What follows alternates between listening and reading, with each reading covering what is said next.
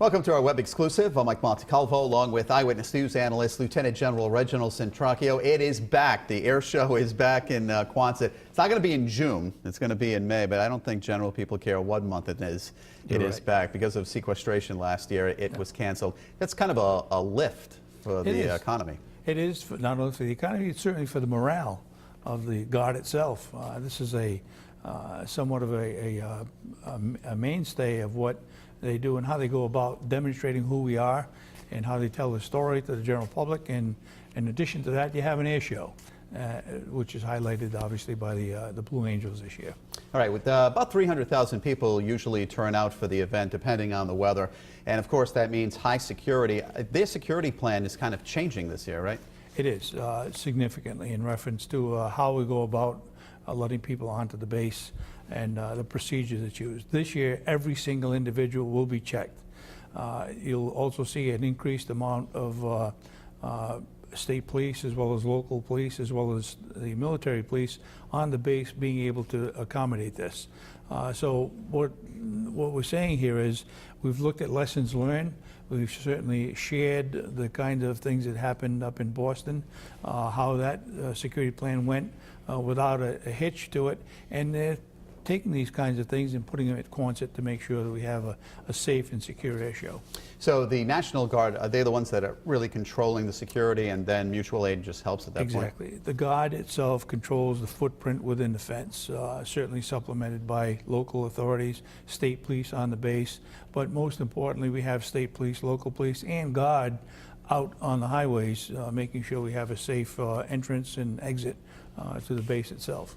You know, years past, I mean, you couldn't bring things in, but people obviously did. They're going to really crack down this time. Absolutely. No coolers, no backpacks, something similar to what we saw in Boston.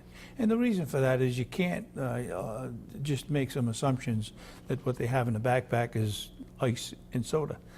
There's always a possibility. So you eliminate that and you don't have to worry about that. You know, I mentioned this is a big deal. Charities also benefit too, especially Hasbro. Yeah, Hasbro, during my last year as the Adjutant General, I think we approached about $1 million that went into Hasbro over the years. But there are other major charities that benefit from this too, and we'll continue to do that as I understand it. Now, did you switch the months because the Blue Angels are available in May instead of June? Each December, there's a conference that takes place for all states that conduct an air show. And they go to that conference and they bid on what's available. This particular time, the Blue Angels were available in May. Rhode Island bid for it, and obviously a whole bunch of stuff goes into determining who gets them. But that's what drives the time of year that you would have an air show.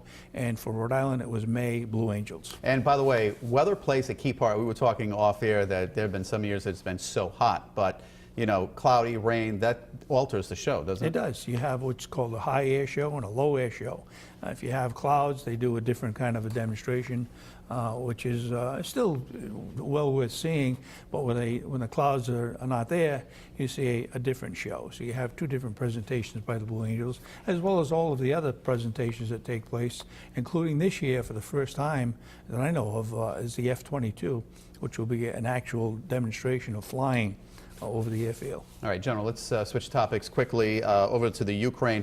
I interviewed Congressman David Cicilline last week. He does not believe any military action will take place by NATO or the United States, but we're seeing more and more Russian troops go to the border now. One of the most significant parts is the uncertainty of exactly what we mean by supporting Ukraine. As you know, in addition to seeing tens of thousands of troops being massed around the Ukraine by Russian authorities, we also see U.S. troops being positioned in Poland for an exercise. It doesn't take much to migrate and to make the next step, and I'm hopeful that that won't happen, but there's always that possibility. We can't say it will never happen. Quickly, General, when do you think something will happen? I think you're going to see over the next several weeks, you're going to undoubtedly see something happen in eastern Ukraine, because even today as we speak, more federal buildings were taken over by the Russian insurgents, and you're going to have to see something happen there, and I think over the next several weeks you'll see that. All right, General, as always, thank you for your thoughts, and thanks for watching.